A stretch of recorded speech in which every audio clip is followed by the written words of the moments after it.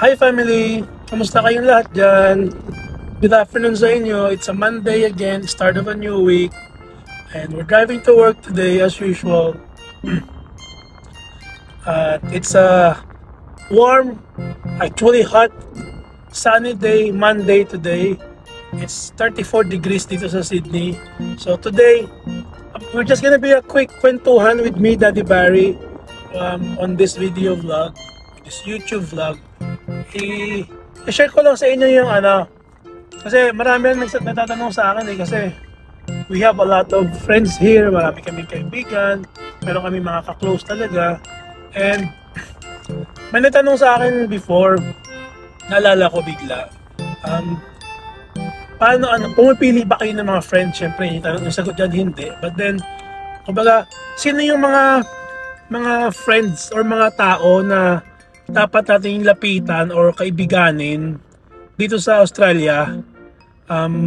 Kasi alam niyo naman, pagka lumilipat tayo sa bagong bansa, wala tayong kakilala, wala tayong kaibigan, or kung wala tayong kamag-anak, we tend to start our own circle of friends and later on circle of family na nagiging ka-close natin. So share ko sa inyo yung tatlong klase ng mga tao na I think yun yung mga, kumbaga, pipiliin yung maging ka-close for you to start your own family circle or circle of friends dito sa Australia. So tatlo lang, I'm just gonna be quick. Three types of people na dapat nyong kaibiganin or maka-close dito sa Australia or actually anywhere else na lipatan ninyo. It's not entirely specific to Australia lang. Baga, personally, ako, ito yung mga tatlong tao na type ng tao na gusto ko maka-close, especially if it's a new country and I have to start from scratch and back to square one at wala ako masyado mga kakilala, wala kami mga kaibigan.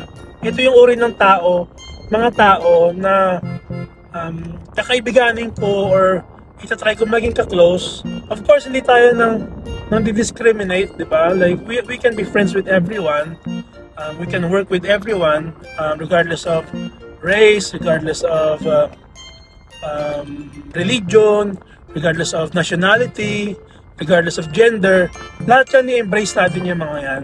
Kasi with diversity, ang daming strengths niyan, ang daming natin natututunan sa iba't ibang uri ng mga tao, and at the same time, sila rin nakakuha ng mai-share natin sa kanila. But then, a little bit like higher level from just acquaintance or friends, we start our own family circle. Yung mga talagang go-to people natin, ito yung three types of people na yon, okay? Haba na intro ko, sorry family. Kasi medyo passionate kasi ako sa topic na to kasi alam niyo na, marami kami kaibigan talaga.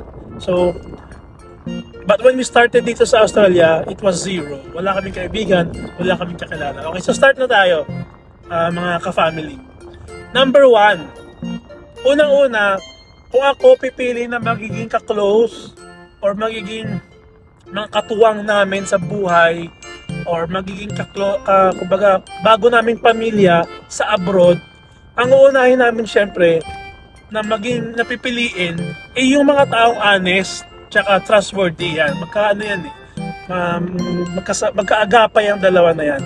So, napaka-importante sa amin yung honesty, pagiging truthful ng mga tao na magiging, kumbaga, pagkakatiwalaan namin. Kasi ang buhay sa abroad, hindi yan biro. Ang dami nyo pagdadaanan dyan sa overseas, sa abroad. Kailangan yung mga taong maasahan nyo is yung mga totoo sa inyo. Yan. Mga honest sila sa inyo, hindi yung mga fake friends.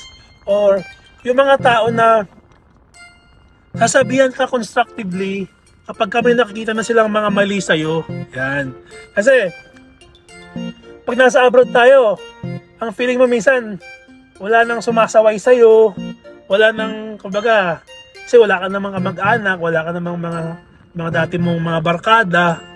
Minsan, hindi mo naiisip, o namamalayan para napapaliko ka na sa hindi okay o sa hindi maganda, kailangan mo yung mga tao sa paligid na honest enough and kumbaga in a respectful way na sabihin sa'yo or kumbaga remind ka, uy, Paps, at Tito Barry, or kumbaga kumare, or ano naman tawag sa inyo, na parang wag ka lang ma-offend pero parang ganito yan.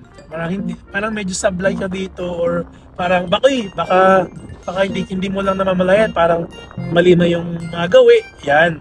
Kailangan mo ng mga ganyang tao sa buhay, lalo sa buhay abroad, para i-remind sa'yo na minsan sumasablay ka na pala or may nagagawa ka na pala minsan na kumbaga in the long run is hindi maganda. Yan. Tapos, syempre, pag yung mga honest na tao, sasabihin din sa'yo honestly kung ano yung mga dapat mo i-improve. Yan. Like, sa sarili mo or sa panibago mong mga magiging decision dito sa Australia or sa overseas, kailangan, kung magtatanong ka sa mga close family, new friends mo, dapat yung hindi magkikis-asa sa'yo na ang sasabihin lang sa'yo is yung mga gusto mo lang marinig. Yan. Kasi, regardless naman ng napakatalino mo or ni-research mo na lahat ng bagay dun sa lilipatan mo, meron ka pa rin hindi alam dyan. So, dapat, yung mga pagtatanungan mo at mga paghihingian mo ng mga advice, yung honest enough, sabihin sa'yo yung talagang legit, yung talagang real talk. Yan. So, yan ang number one. Gustong-gusto namin talaga yung mga honest na tao kasi kahit minsan masakit or kumbaga hindi ka ay sasabihin sa'yo or hindi mo gusto, mas maganda na yun kaysa yung sinasabi lang sa'yo yung gusto mo marinig, hindi naman nakakatulong sa'yo kasi hindi naman napo-point out yung mga dapat mong i-improve. Kasi nga, parang lip service lang, lagi na nila sinasabi sa'yo yung gusto mo marinig. Yan. Tapos, syempre, dahil gusto nga namin yung honesty, yung mga honest na tao, kasi sa pag-abroad, a lot of things involve money and resources. So, kumbaga, kung honest yung mga tao sa'yo, na mga ka-close mo, hindi kayo magkakaproblema sa financial. Kumbaga, hindi ka nila dadayain, hindi ka nila lolokohin, hindi ka nila lalamangan. Kasi nga, honest sila, totoo sila sa'yo. Diba? Kasi, on the contrary, yung mga mahilig mambola, yun yung mga mahilig mag-take advantage din eh.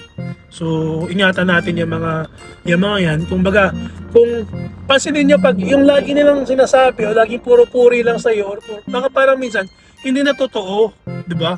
Parang, pambobola na. So, yan. Ingatan nyo, iwasan nyo yan. Doon tayo sa, kumbaga, hindi man mapure or kumbaga honest to goodness lang, pero kung i-analyze mo, ay oo nga pala, tama pala yung sinabi niya, o kumbaga totoo pala yung sinabi ng friend ko na yun. So kumbaga, mas makakatulong sa'yo in the long run yun. So maganda yan. Maghanap tayo ng mga honest tao, yung mga clue or mga tips paano mahanap yung mga yan, sila, they're straight to the point. Yan, yung mga taong honest, hindi yan ang bobola or hindi bibilugin yung utak mo. Tapos alam mo naman kasi for example, alam mo namang hindi ka magaling sa isang bagay na yun, or baga sorry for the word, baga like hindi kaya yung tipong for example sige sabihin ko na, baga may pugin-pugi sa'yo, di ba? Or gandang-ganda siya sa'yo. Although, nasa perspective naman ng tao yung beauty, pero minsan parang sobrang mambola sa'yo physically or sa mga ibang tao, parang it's a clue na, kumbaga, ano ba yan? Hindi naman totoo yung tao na yan. Parang hilig lang mambola, parang ang galing lang mag lip service. Yan. Isa yan sa mga clue ng mga taong mga hindi totoo. So, yung mga totoong tao, yung mga honest na tao, hindi sila masyadong nag-criticize, but then when they do, talagang sila, straight to the point, and yung kung ano lang yung tama, yun lang yung sasabihin nila sa'yo. Yan. Kasi iba rin naman yung tipong masakit yung salita yan, ayaw ko rin sa mga ganyan. Ayaw rin natin yung mga brutal naman masyado na kumbaga walang preno. Yan. Yung lang, yung honest to goodness, yung mga taong They gonna call a spade a spade. Yan. Kung alas yan, alas. Kung diamond is a diamond, hindi nila yan pa isikot-sikutin. Honest na sila sa'yo. Masarap kasama yung mga yan kasi kumbaga maano ka makakampante ka kasi alam mo hindi ka lalamangan, hindi nila bibilugin yung ulo mo. At saka kumbaga ano sila, they're just true to you. And para kumbaga kung naghahanap tayo ng magiging kapamilya sa overseas na mga group of friends, doon tayo sa for the long term kasi yung mga yan lagi lang din silang naandyan to para silang mga yung guide mo na lagi magsasabi sa iyo ng totoo, ng tama sa nakikita nila. Yan.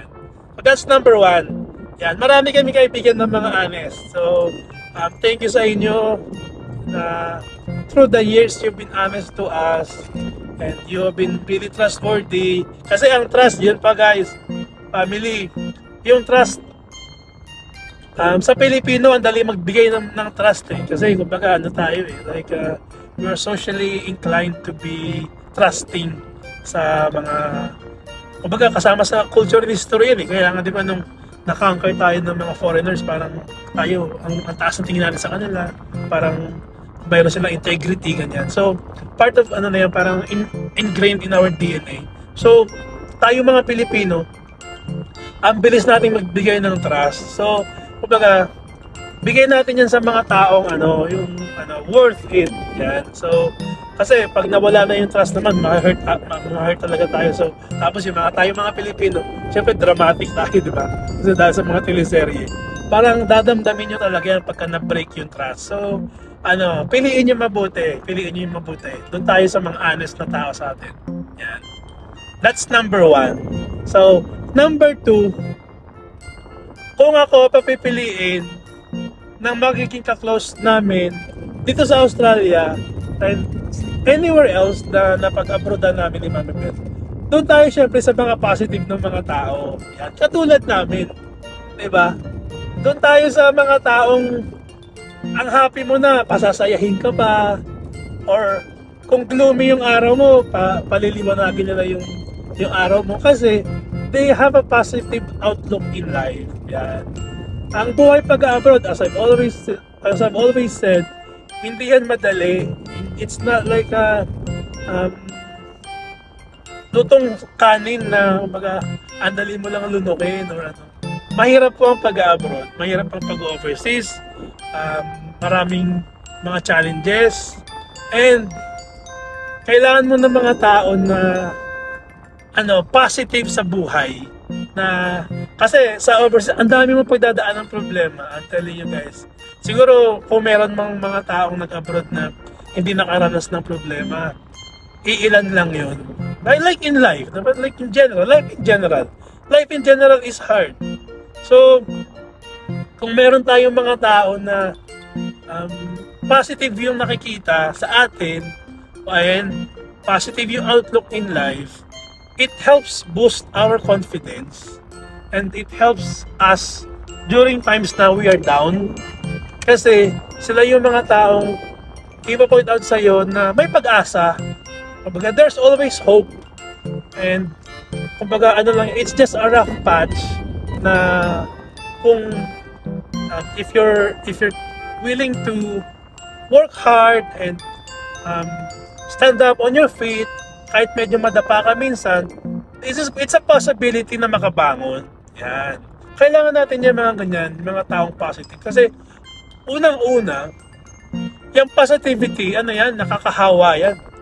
Baga, yung mga taong positive ang outlook sa buhay, parang nag-glow sila, yung aura nila nag-glow, na parang na-magnetize ka na parang, parang nakakahawa yung ang ganda ng ang ganda ng outlook talaga ng mga taong positive. So, ikaw mismo, sa sarili mo, tumataas din yung self-esteem mo, 'di ba? Or nagkakaroon ka rin ng na-enhance din yung yung mood mo. Yan. So, kami gusto namin yung mga ganyang klase ng tao ang maging parang ride or die namin dito. Yan yung mga gusto namin maging kapamilya dito sa abroad na alam mo na pag, uy, magkikita kami ng mga yan this weekend, alam mo na magiging masaya ang banding or magiging positive yung experience kasi yung mga taong mismo na yan, hindi yan yung tipong pag nakita kayo, buong araw nila pag ikikwento yung mga problema nila, yung mga negative nila na nararanasan sa trabaho, yung mga negative aspects ng pag-aaral nila dito sa Australia. Kumbaga, ang magiging role mo lang sa kanila is sa mga negative is yung para ka lang shock absorber ng mga angst nila sa buhay. So, maganda yung mga close friends mo na maging mga pamilya mo dito, yung positive yung outlook kasi excited ka lalo na makasama sila kasi alam mo, okay na naman yung magiging araw namin kasi kasama ko sila. Yan. Nakakapag-boost siya ng mood. Kumbaga, mental health, that's really important too. Yung mga positive na tao, nakakapag-enhance yan ng natin, ng mental health natin. Kasi, sila nakakahawa. So, tayo rin mismo, magiging positive din yung outlook natin in life, paunti-unti. Dahil nga, nakakasama natin sila. Yan. So, that's number 2. Number 3, dito na tayo magtatapos kasi I got maybe 5 minutes before I reach my workplace. Again, I'm not touching my phone. Naka-ready na yan, so I'm recording. So I'm not touching my phone. I focus on driving. Just dun sa mga concern. Siyempre, thank you. Pero I'm really driving safely. I'm not distracted and I'm driving.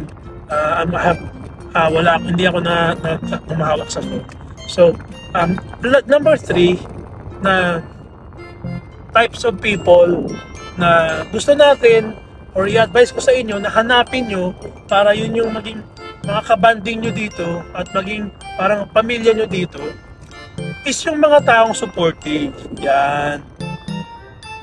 Kapag wala pa kayo mga kamag-anak dito sa Australia, hanapin nyo yung mga taong honest and positive and supportive na sila mismo i-lift up ka, sila mismo makikipag-celebrate sa mga achievements mo, sa triumphs mo, and when you need help, andyan lang sila to support.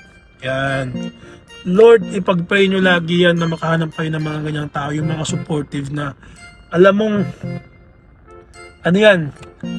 pag ikaw na ngailangan, andyan yung mga yan kasi yun yung para silang talagang totoong kamag-anak na hindi mo kailangang magsabi to the point na alam nila or sila mismo magtatanong or ano kailangan nyo or paano kami makakatulong sa inyo. May mga ganun kayo makikilala sa overseas. Usually yung mga yung mga tita-tita or mga nanay or yung may mga experience na dito sa overseas. Yan sila, yung napakamatulungin, napaka-supportive nila na kumbaga siguro they're paying it forward dun sa mga tumulong din sa kanila before. So sa ating mga baguhan, binibigay nila yung full support nila and they're trying their best na makatulong sa atin. Yan, mag-pray kayo na makahanap kayo ng mga ganyang tao. Huwag nyo syempre nga abusuhin, no, family. Yung mga ganyang tao, they are rare. If they're genuinely supportive and helpful, they are a rare breed.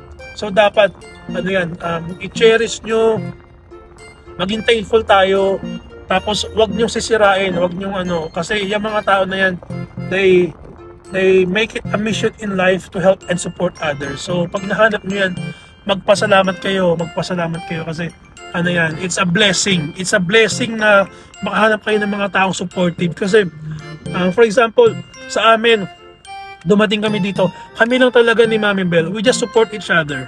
So there will come a point na pareho kayo mismo mada-down, di ba? Kasi sabi ko nga, again and again, hindi madali ang buhay abroad, hindi madali ang buhay overseas, especially kung mag-start kayo sa from the bottom, di ba? So there will come a time na kayo rin mismo may pagdadaanan, and kung kayo as a couple, you will need people to support you. Kasi yung mga nasa Pilipinas naman or mga kamag-anak natin sa overseas, they are there one call away. Pero meron pa rin malaking matutulong sa atin yung mga tao nandito na. Yeah. So, kami, I can tell you now, napakapalad namin. We have so many supportive friends. Mga friends na maaasahan mo talaga. Friends na they are there to celebrate with you. They are there to cry with you. Piyak lang. Yeah, so, ayan. So, ako nagpapasalamat talaga kami ni Mami Bel. We have our own family here in Sydney. Shout out sa Mid-Fam. Marami kaming mga nakilala, nakahalubilo. But then, hanggang ngayon, ang dami pa naming friends, circle of friends. But we have two families na hindi namin kamag-anak, but we treat them and they treat us as real blood relatives. So we're really thankful for you. Yeah, sa kanila. Yan. Ano ba yun? Iiyak. Kasi, siyempre, may mga napagdaanan din kami mahirap dito and they really stuck with us and talagang up until now. So yun, I'm not gonna say more kasi parang naging emotional ako. But then, thank you sa family namin dito, Mid-Fam. You know who you are. And yun yung prayer ko sa mga nandito sa Australia, yung mga bago or mga walang kamag-anak. You try to find group of people. Kami kumbaga at this time ang na namin is it's quality over quantity. Like kami siguro we have thousands of kakilala dito sa Australia. And kasi syempre kumbaga matagal na rin kami dito, 10 years, then we do social media pa. But then we have kumbaga meron talaga kami inner circle lang na kumbaga we consider as family. So yun, quality over quantity. Hopefully kahit 2 out of 3 lang doon sa song na sinabi ko, it's a blessing na yan. Kumbaga stick na kayo sa kanila, sa mga yan. And try to build a circle na family nyo yung mga yan. So it's a give and take. Hindi yung kayo lang lagi yung nagbe-benefit. It's always a give and take, two-way street. So whatever you receive from your friends, whether it's physical or inanimate objects or favors or whatever, try nyo rin ibalik. Yeah, it's a give and take para magtagal yung relationship nyo sa inyong mga magiging bagong family dito sa Australia or anywhere overseas. Yan. So yun, dyan na tayo magtatapos mga ka-family. So hindi ko na-expect na maluha ako ngayon. It's the first time. But then it's a good feeling. It's tears of joy. So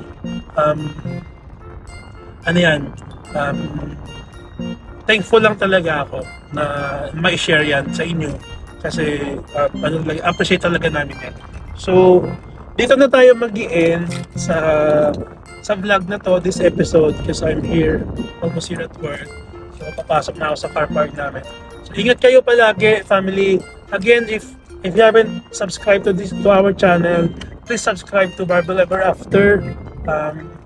Salamat po at dumadami yung subscriber namin, mas maraming nakakapanood ng mga video namin and also yung mga reels namin. So if you haven't followed us on Facebook, please do. Barbell, i-search nyo lang Barbell Ever After sa Facebook. Marami rin kami mga content dyan and usually it's mostly our life here in Australia. And please help us like and share our videos para mas marami pang makapanood. So yan. Hello. Ingat kayo palagi and God bless you all. See you on the next video mga ka-family. Bye family. Bye-bye.